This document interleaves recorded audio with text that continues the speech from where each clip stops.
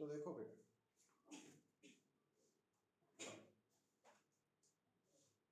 ਹੁਣ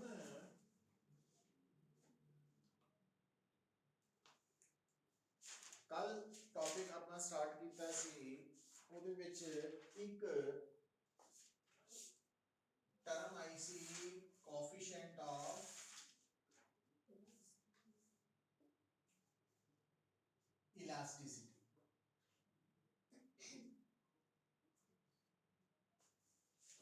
जो coefficient of elasticity है ना, इसनू असी डिफाइन करते हैं ratio of stress to strain. ਹੁਣ बेटा ये जो कोएफिशिएंट ऑफ इलास्टिसिटी है, ਇਹਨੂੰ ਆਪਾਂ ਕੱਲ ਦੱਸਿਆ ਸੀਗਾ ਤਿੰਨ ਤਰ੍ਹਾਂ ਦਾ ਵਾ, ਲਿਖਿਆ ਸੀ ਕਿ ਨਹੀਂ? ਨਹੀਂ, टाइप्स नहीं लिखे ऐसे, मैंने नहीं लिखे ऐसे।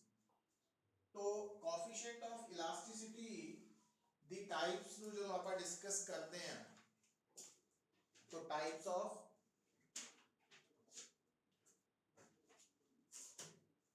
कोएफिशिएंट ऑफ इलास्टिसिटी, तो ਉਹਦੇ ਚ बेटा फर्स्ट टाइप ਅਸੀਂ कह ਦਿੰਦੇ ਆ, फर्स्ट ਦਾ मतलब ये नहीं है कि पहले नंबर पे यही है, मींस यंग्स मॉड्यूलस।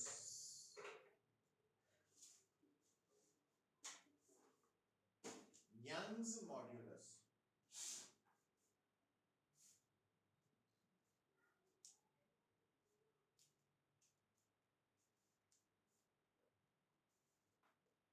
ਹੁਣ जो यंग्स मॉड्यूलस है, क्योंकि है ता कोएफिशिएंट ऑफ इलास्टिसिटी दी ही टाइप मॉड्यूलस ऑफ इलास्टिसिटी ही है, तो इसका मतलब ये भी बेसिकली की होएगी ratio of stress to strain होएगी। पर जो यंग्स मॉड्यूलस है ना बेटा, इसका कंसर्न बेसिकली वायर दे नाल है, ठीक है? तो लेंथ दी एक्सटेंशन दे नाल है। और थानू याद आ जाना चाहिए इमीडिएटली कि जदों वायर या किसी भी ऑब्जेक्ट दी लेंथ चेंज होंदी है, तो केड़ी स्ट्रेन होंदी है? Longitudinal strain. नाल ही याद आ जाना चाहिए कि लॉन्गिट्यूडनल स्ट्रेन मतलब लेंथ चेंज हुई है, मींस साइज चेंज होया, मींस नॉर्मल स्ट्रेस जिम्मेवार है। इस करके यंग्स मॉडुलस की स्टेट डेफिनेशन की बन गई ratio of normal stress to longitudinal strain, ठीक है? हुन बेटा ਇਹਦੇ ਬਾਰੇ ਹੁਣ ਆਪਾਂ ਥੋੜਾ ਜਿਹਾ टाइम लगाना, थोड़ा डेप्थ ਦੇ ਵਿੱਚ डिटेल ਚ डिस्कस करना स्टेप्स ਨੂੰ ਧਿਆਨ ਦੇ ਇਧਰ ਉਧਰ। ਹੁਣ ਆ ਤੁਹਾਡੇ ਸਾਹਮਣੇ ਕੀ ਹੈ, ਇੱਕ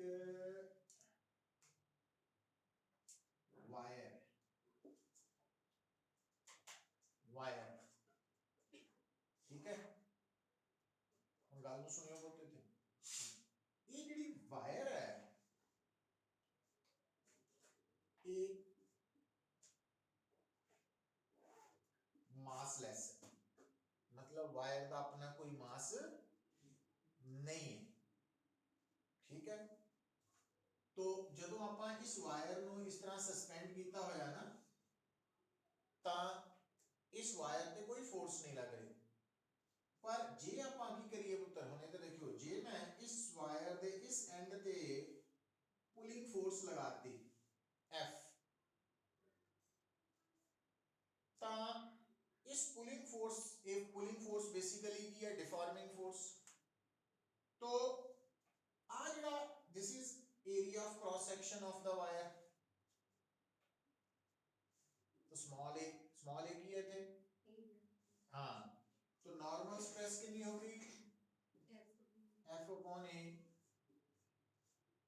अच्छा हम गल नु सुनो, हुण जदों आपां इस वायर नु पुल कर रहे हैं तो ये वायर की होएगी लेंथ इंक्रीज हो गई, ठीक है। हम गल सुनो पुत्र, इतने ध्यान दियो। तो आ की बनया है, चेंज इन लेंथ, ते आ की है change in length over original length को की कहते हैं आपा, लॉन्गिट्यूडनल स्ट्रेन। तो normal stress over longitudinal strain Young's modulus है। समझ आई गल? क्लियर है?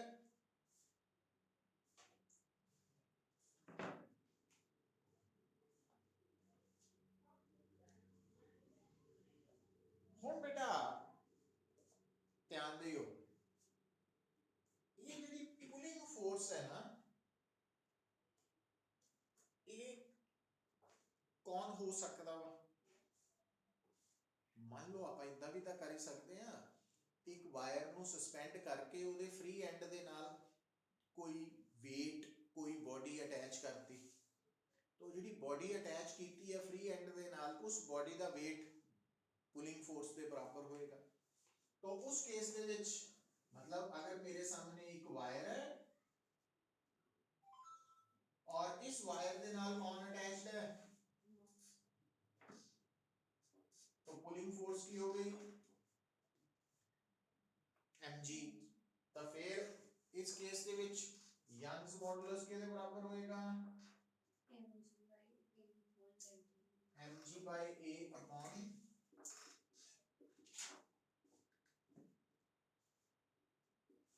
बन गया,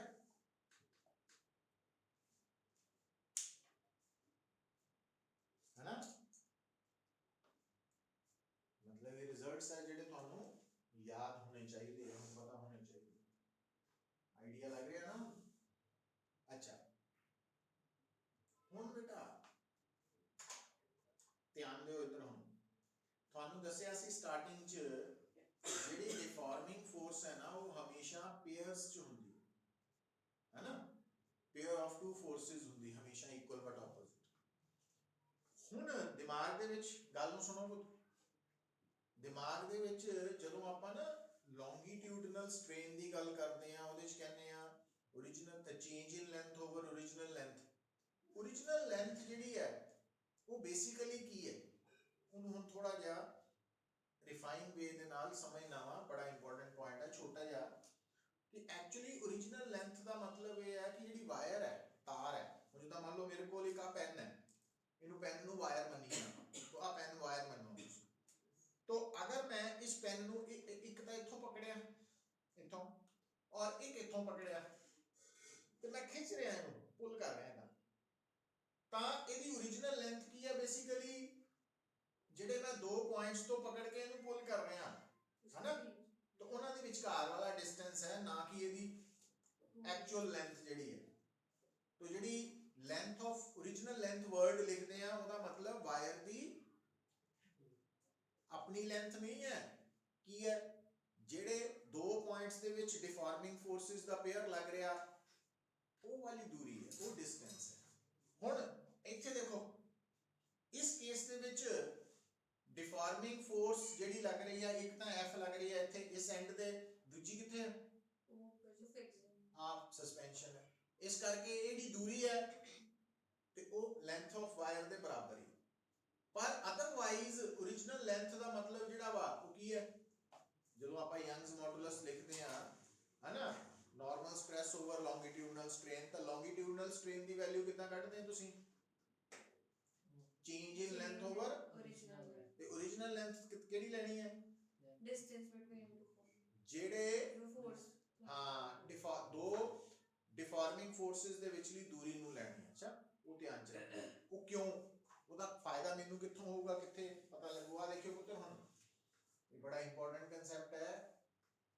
आ देखो आ ਤੁਹਾਡੇ सामने है एक वायर,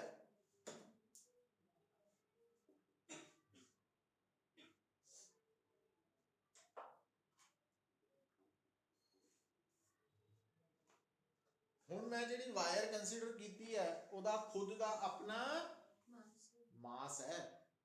ਵੈਸੇ ਆਮ ਤੌਰ ਤੇ ਜਿਹੜੀ ਵਾਇਰ ਹੋਣੀ ਉਹ ਕੌਣ ਹੋਣੀ ਹੈ, ਮਾਸ ਲੈਸ ਹੀ ਹੋਣੀ ਹੈ, ਪਰ ਇੱਥੇ ਜਿਹੜੀ ਵਾਇਰ ਹੈ ਉਹਦਾ ਆਪਣਾ ਮਾਸ ਹੈ ਔਰ ਇਹਨੂੰ ਆਪਾਂ ਸਸਪੈਂਡ ਕੀਤਾ ਵਾ।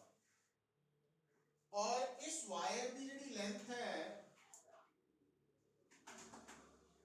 12 है।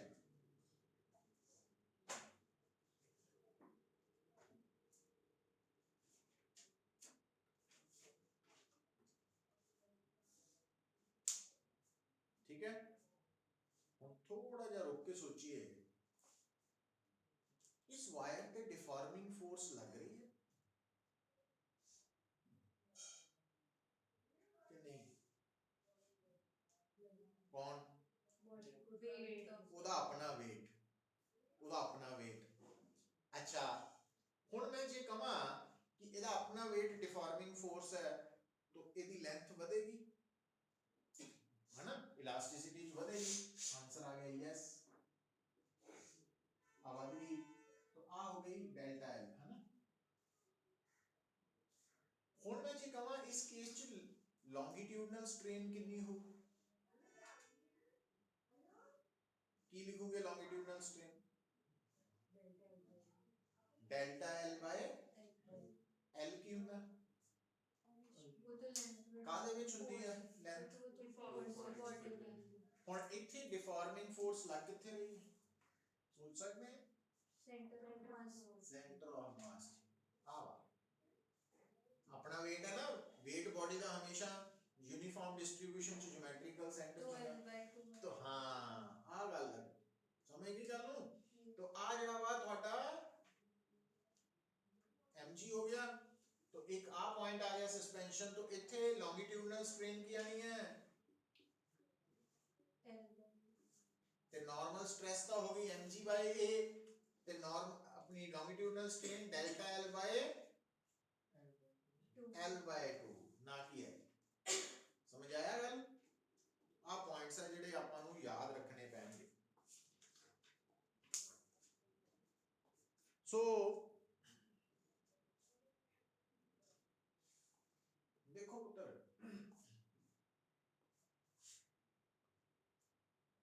यंग्स मॉडुलस बारे आइडिया हो गया। मैक्सिमम केसेस दे विच ना ਜਿਹੜੀ ਵਾਇਰ ਹੋਣੀ ਹੈ ਤੁਹਾਡੀ ਉਹਦਾ ਆਪਣਾ ਮਾਸ नहीं होना, ठीक है, पर जिथे वायर का अपना मास है उत्थे लॉन्गिट्यूडनल स्ट्रेन निकालने लई डेल्टा एल बाय हाँ एल बाय 2 यूज होना, ਇਹਦੇ ਚ थोड़ा ध्यान रखना, रख सकते हैं। फिर देखो बेटा, तो यंग्स मॉडुलस बारे आइडिया हो गया। सेकंड है, सेकंड टाइप इसकी है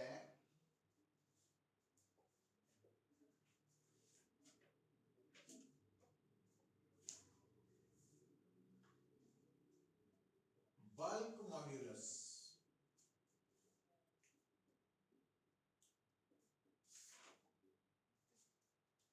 जेड़ा बल्क मॉड्यूलस है,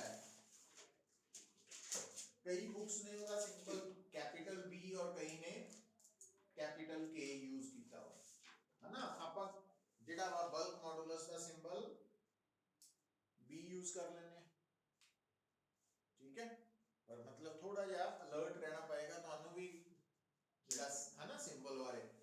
तो और जब आप रिवाइज करते हैं फिर क्लियर होना शुरू हो जाता, कोई नर्वस होने वाली गल। फिर देखियो बेटा, हुण बल्क मॉडुलस का की कंसेप्ट है। बल्क मॉडुलस का कंसेप्ट ये है कि बल्क मॉडुलस को ਅਸੀਂ डिफाइन करते हैं ratio of normal stress to volumetric strain.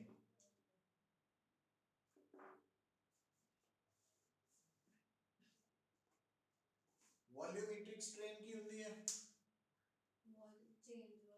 Change in volume over original volume. ਹੁਣ देखो, ਹੁਣ ਗੱਲ ਨੂੰ थोड़ा ਜਿਹਾ समझना है ना। आ ਤੁਹਾਡੇ सामने ਸਫੈਰੀਕਲ ਬॉल है, तो इस सफेरिकल बॉल का वॉल्यूम है V। और मान लो रबर की बॉल है ना ਤੁਹਾਡੇ ਕੋਲ, ਤੁਹਾਨੂੰ ਕਿਹਾ ਰबर ਦੀ ਬॉल ਨੂੰ ਹੱਥ 'ਚ ਪਕੜ ਲਓ। ਹੁਣ ਤੁਸੀਂ ਅਗਰ ਰबर ਦੀ ਬॉल ਨੂੰ ਤੁਸੀਂ ਕੰਪਰੈਸ ਕਰਦੇ ਆ ਕੀ ਹੋਏਗਾ? हाँ दबेगी, पर क्या उस केस च मैं थोड़ी प्रैक्टिकली गल कर रहा ना कि तुसी हाथ च रबर की बॉल ਨੂੰ पकड़ के दबो वो दब जाएगी, क्या ਉਹਦੀ शेप च कोई फर्क पाएगा कि कितना दी ਉਹਨੂੰ स्फेरिकल सी बॉल तो स्फेरिकल ही रहेगी कि नहीं? क्यों नहीं?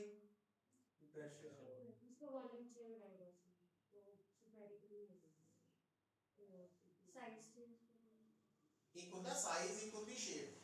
अगर स्फेरिकल बॉल ਤੁਹਾਨੂੰ बॉल ਛੱਡੋ बैलून पकड़ाता स्फेरिकल है ना, ज्यादा जोर जरूर लाना, उस बैलून ਨੂੰ पकड़ के ਹੱਥਾਂ ਨਾਲ ਦਬਾਣਾ, ਤਾਂ ਜਦੋਂ बैलून कंप्रेस ਹੋਏਗਾ क्या ਉਹਦੀ शेप आफ्टर कंप्रेशन स्फेरिकल रहेगी कि नहीं रहेगी? स्फेरिकल रहेगी। चेंज हो जाती है कितना जो थोड़ा पहाड़ होता है, थोड़ा मतलब फ्लैट हो जाती है, थोड़े कुछ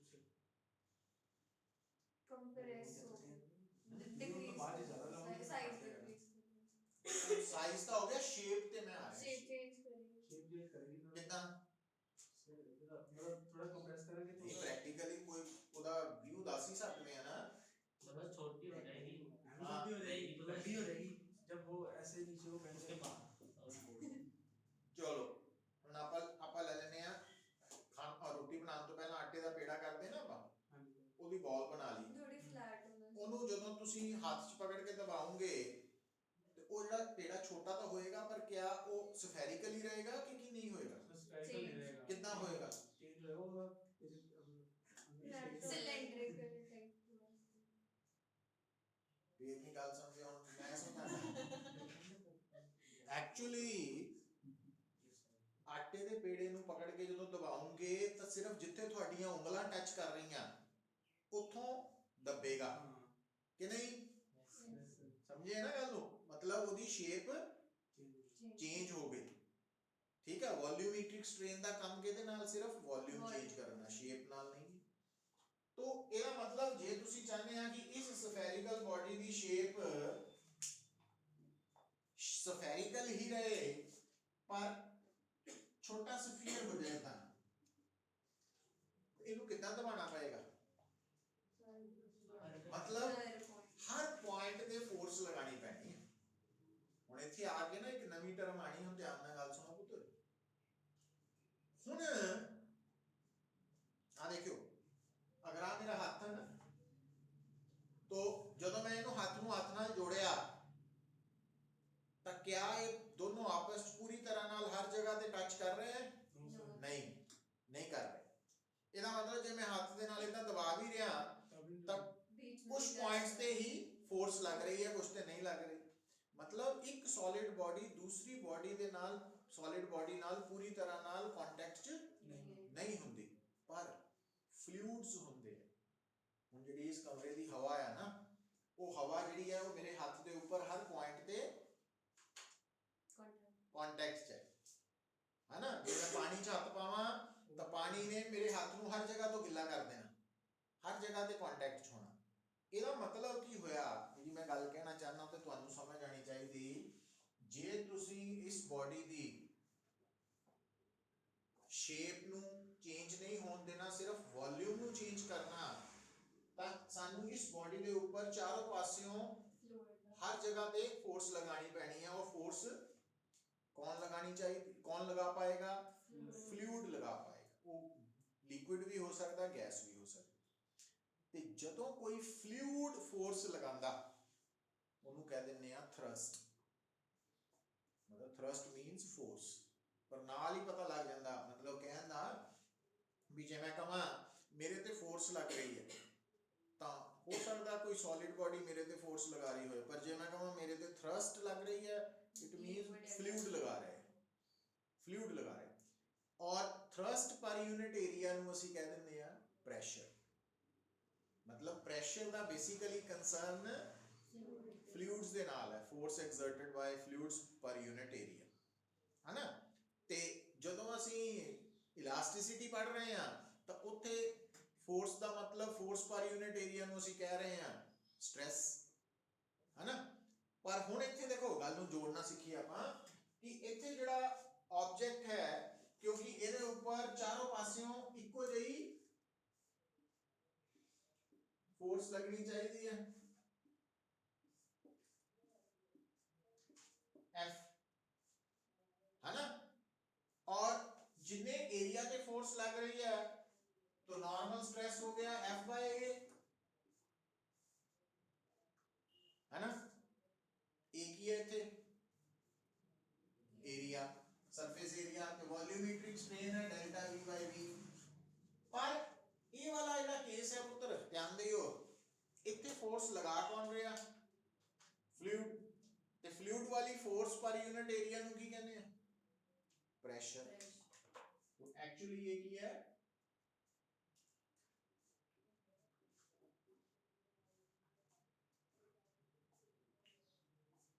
वैसे प्रेशर ਜਿਹੜਾ ਵਾ फोर्स ओवर एरिया, ਇੱਥੇ मैं डेल्टा P क्यों लिखਿਆ, क्योंकि जे ਤੁਸੀਂ ਚਾਹੁੰਦੇ ਆ ਨਾ ਕਿ ਤੁਸੀਂ वॉल्यूम चेंज करना तो ਤੁਹਾਨੂੰ प्रेशर ਨੂੰ ਕੀ करना ਪੈਣਾ, चेंज। गैस लॉज पढ़ते हैं ना ਤੁਸੀਂ, तो ਇਹਦਾ मतलब डेल्टा P ਕੀ है, चेंज इन प्रेशर, ठीक है। तो bulk modulus the basic formula the normal stress to volumetric strain है, पर न्यूमेरिकली ਅਸੀਂ ਇਹਨੂੰ change in pressure over volumetric strain ਲਿਖਦੇ ਹਾਂ। पर अगली गल सुनो, देखो पुत्र ਹੁਣ ਇਹ ਤੁਹਾਡਾ ਕਾਮਨ ਐਕਸਪੀਰੀਅੰਸ ਹੈ, ਜੇ ਤੁਸੀਂ ਪ੍ਰੈਸ਼ਰ ਨੂੰ ਇਨਕਰੀਜ਼ ਕਰੋਗੇ ਤਾਂ ਵੋਲਿਊਮ ਨੇ ਡਿਕਰੀਜ਼ ਕਰਨਾ, ਹੈ ਨਾ। तो ਇਹਦਾ मतलब ਜਦੋਂ डेल्टा P इंक्रीज किया जाएगा, मतलब डेल्टा P इंक्रीज किया जाएगा मींस डेल्टा P पॉजिटिव होएगा, तो डेल्टा V डिक्रीज होएगा मतलब नेगेटिव आएगा। ਇਹਦਾ मतलब आ रेशो की हो जाएगी नेगेटिव। जद कि बल्क मॉडुलस होए, यंग्स मॉडुलस होए, जेड़ा मर्जी मॉडुलस होए, वो हमेशा पॉजिटिव होएगा, नेगेटिव नहीं हो सकता। इस करके माइनस साइन लगा देने हैं। माइनस साइन का सिग्निफिकेंस की है कि प्रेशर दे इंक्रीज होने नाल वॉल्यूम डिक्रीज हो रहा है ना, पर बल्क मॉडुलस पॉजिटिव ही है। तो बल्क मॉडुलस ਨੂੰ मैथमेटिकली कितना कैलकुलेट करना है वो थानू याद रखना पड़ेगा। रख सकते हैं। ਹੁਣ ਪੁੱਤਰ ਜਦੋਂ ਅਸੀਂ ਗੱਲ ਕਰਦੇ ਹਾਂ ਬਲਕ ਮੋਡੂਲਸ ਦੀ, ਬਲਕ ਮੋਡੂਲਸ ਦੀ ਰੈਸਿਪਰੋਕਲ ਵੈਲਿਊ ਨੂੰ ਅਸੀਂ ਟਰਮ ਯੂਜ਼ ਕਰਾਂਗੇ ਕੰਪਰੈਸਿਬਿਲਿਟੀ। कंप्रेसिबिलिटी, तो कंप्रेसिबिलिटी की है रेसिप्रोकल ऑफ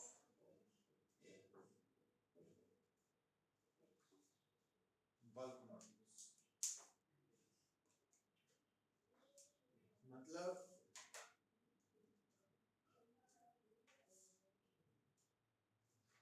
जिस क्वांटिटी का बल्क मॉडुलस ज्यादा होएगा उसकी कंप्रेसिबिलिटी, है ना। कंप्रेसिबिलिटी घट मतलब हार्ड टू कंप्रेस, उनको कंप्रेस करना मुश्किल है।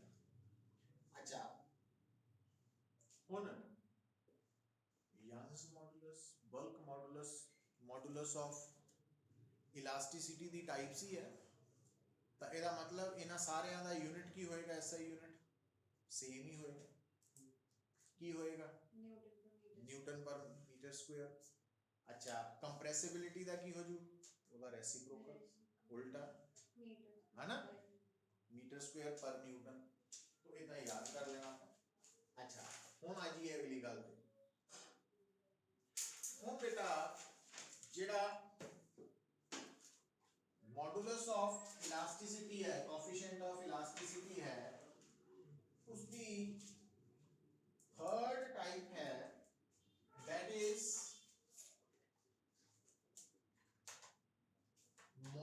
of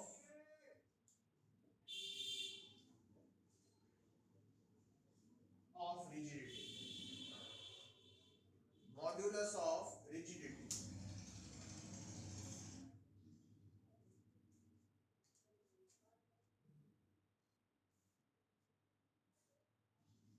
Modulus of rigidity.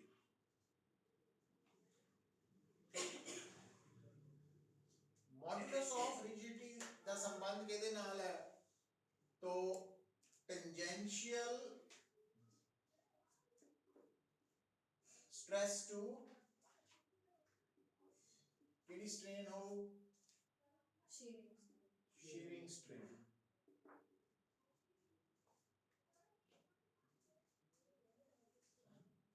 ਹੁਣ ਇਹਦੇ ਲਈ ਆਪਾਂ ਡਾਇਗਰਾਮ ਬਣਾਈ ਸੀ ਬੇਟਾ, ਦੇਖੋ ਡਾਇਗਰਾਮ ਬਣਾ ਕੇ ਲਿਖ ਲੈਣੇ ਐਕਸਪ੍ਰੈਸ਼ਨ ਕਿ ਆ ਸਾਡੇ ਸਾਹਮਣੇ ਇੱਕ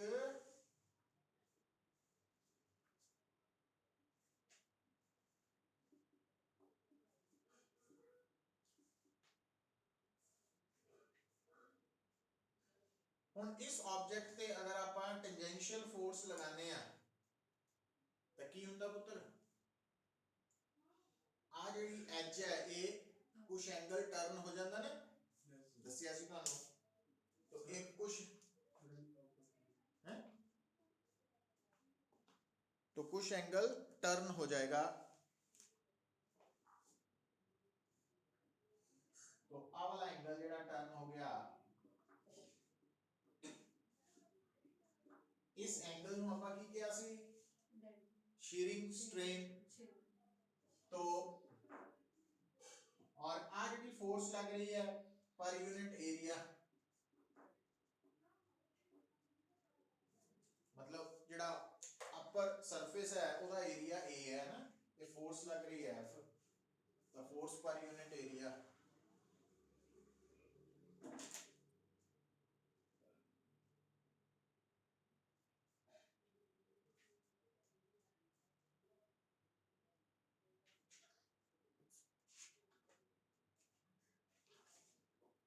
अच्छा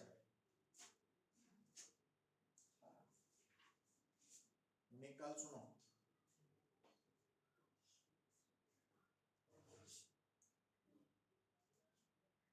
डेली लाइफ दे विच वी टर्म ना इलास्टिक वर्ड तुसी यूज करते हैं डेली लाइफ च। की हुंदा डेली लाइफ च इलास्टिक वर्ड दा मीनिंग की लन्ने आ कि जे मैं तुहानू कोई पूछा कि एक स्टील वायर है एक रबर वायर है, ज्यादा इलास्टिक केड़ी है? रबर वायर है ना डेली लाइफ च, क्योंकि ਅਸੀਂ डेली लाइफ जो डेली लाइफ ਦੇ ਵਿੱਚ ਅਸੀਂ ਆਪਣੇ ਐਕਸਪੀਰੀਅੰਸ ਤੋਂ ਟਰਮ ਯੂਜ਼ ਕਰਦੇ ਹਾਂ ਇਲਾਸਟਿਸਿਟੀ, ਉਹ ਕਿਹਦੇ ਨਾਲ ਜੋੜਦੇ ਆ ਵੀ ਜਿਹਨੂੰ ਆਸਾਨੀ ਨਾਲ ਸਟ੍ਰੈਚ ਕੀਤਾ ਜਾ ਸਕੇ ਉਹਨੂੰ ਜੋੜਦੇ ਆ ਨਾ। ਫਿਜ਼ਿਕਸ ਇਹਦੇ ਬਿਲਕੁਲ ਉਲਟ ਹੈ, मतलब जिस बॉडी ਨੂੰ डिफॉर्म करना जिन्ना मुश्किल है वो उन्नी मोर इलास्टिक। मतलब फिजिक्स ਦੇ ਵਿੱਚ ਇਲਾਸਟਿਸਿਟੀ ਦਾ मतलब ਜਿਹਨੂੰ ਆਸਾਨੀ ਨਾਲ खिंचिया जाए या स्ट्रेच किया जाए वो नहीं है। फिजिक्स ਦੇ ਵਿੱਚ ਕੀ ਹੈ इलास्टिसिटी ਦਾ मतलब ਜਿਹਨੂੰ डिफॉर्म करना जिन्ना मुश्किल है वो उन्ना मोर इलास्टिक। और जे ਆਪਾਂ इस गल ਨੂੰ इदां समझिए कि कोफिशिएंट ऑफ इलास्टिसिटी का की सिग्निफिकेंस, मतलब जिस बॉडी का कोफिशिएंट ऑफ इलास्टिसिटी जितना ज्यादा होएगा वो मोर इलास्टिक होएगी। तो लिख लो नोट करके लिख लीजिए in physics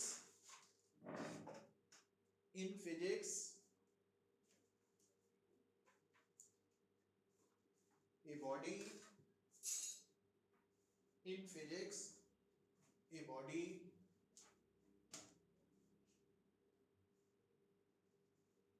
is said to be more elastic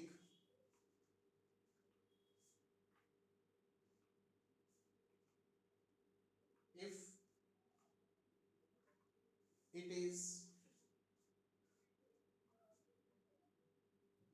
harder to deform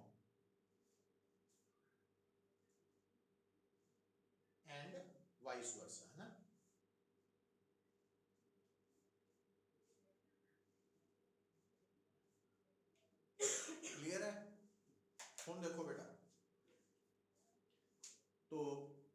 body possessing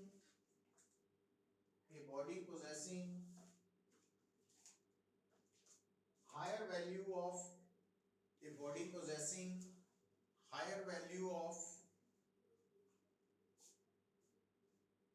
coefficient of elasticity is said to be more elastic. Coefficient of elasticity, higher value of coefficient of elasticity is said to be more elastic. अच्छा, तो idea हो रहा थोड़ा बहुत। ਹੁਣ बेटा एक गल दा होर ख्याल रखना, लिसन, वो की है, ਜਦੋਂ ਵੀ ਆਪਾਂ ਦੋ ਬੋਡੀਜ਼ ਦੇ ਵਿੱਚ ਇਹ ਕੰਪੈਰੀਜ਼ਨ ਕਰਨਾ ਕਿ ਮੋਰ ਇਲਾਸਟਿਕ ਕਿਹੜੀ ਹੈ, ਤਾਂ ਜੇ ਆਪਾਂ ਫਸਟ ਬੋਡੀ ਦਾ ਯੰਗਸ ਮੋਡੂਲਸ ਕੰਸੀਡਰ ਕਰ ਰਹੇ ਹਾਂ ਤਾਂ ਸੈਕੰਡ ਦਾ ਵੀ ਯੰਗਸ ਮੋਡੂਲਸ ਹੀ ਕੰਪੇਅਰ ਹੋਏਗਾ। ਜੇ ਫਸਟ ਬੋਡੀ ਦਾ ਬਲਕ ਮੋਡੂਲਸ ਹੈ ਤਾਂ ਸੈਕੰਡ ਦਾ ਵੀ ਬਲਕ ਹੋਏਗਾ। ਜੇ ਫਸਟ ਦਾ ਮੋਡੂਲਸ ਆਫ ਰਿजिडिटी ਹੈ ਤਾਂ ਸੈਕੰਡ ਦਾ ਵੀ ਮੋਡੂਲਸ ਆਫ रिजिडिटी होएगा। मतलब बराबर च कंपैरिजन होना, ये नहीं है कि मोर इलास्टिक चेक करने लिए एक यंग्स मॉडुलस ले रहे हैं, दूसरी बॉडी का बल्क मॉडुलस, इतना नहीं।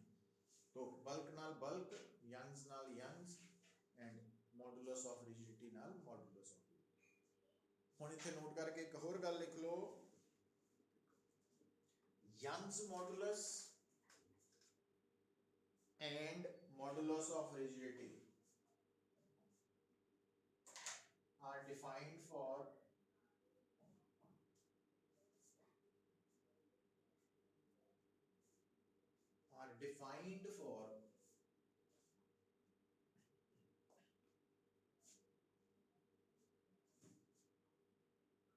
solids only।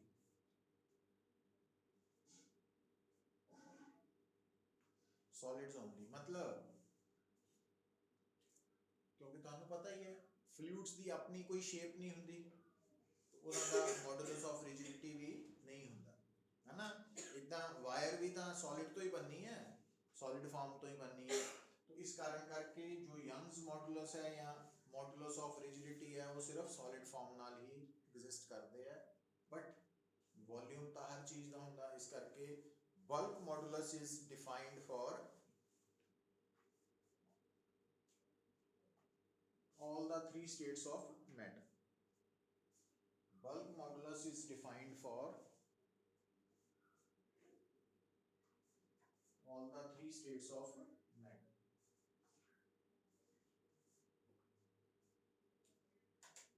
ठीक है,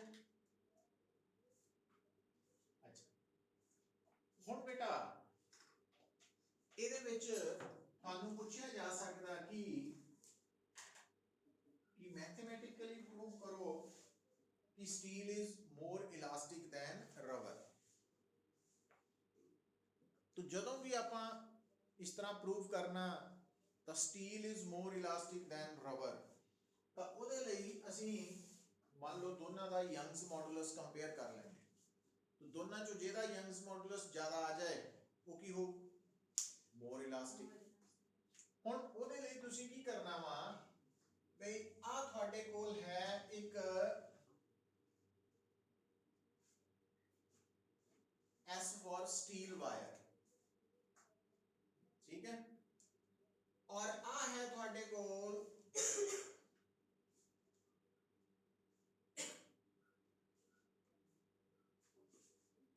R for rubber, rubber wire. तो दोनों की ओरिजिनल लेंथ की है, सेम है। मतलब एक स्टील और एक रबर दोनों वायर्स कंसीडर कीतियां आइडेंटिकल, मतलब दोनों की लेंथ सेम है, दोनों का area of cross section same है, ठीक। ते इवन आपां दोनों के ऊपर डिफॉर्मिंग फोर्स भी सेम अप्लाई की, दोनों के डिफॉर्मिंग फोर्स सेम अप्लाई।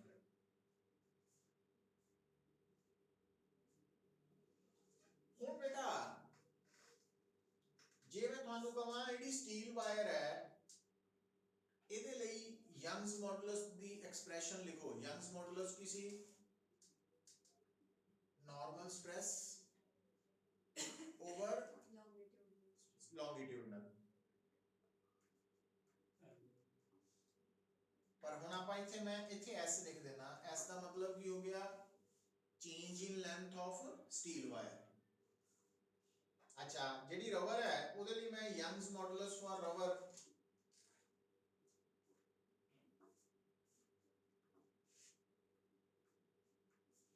इतना लिख देना, लिखता होगी खत्म।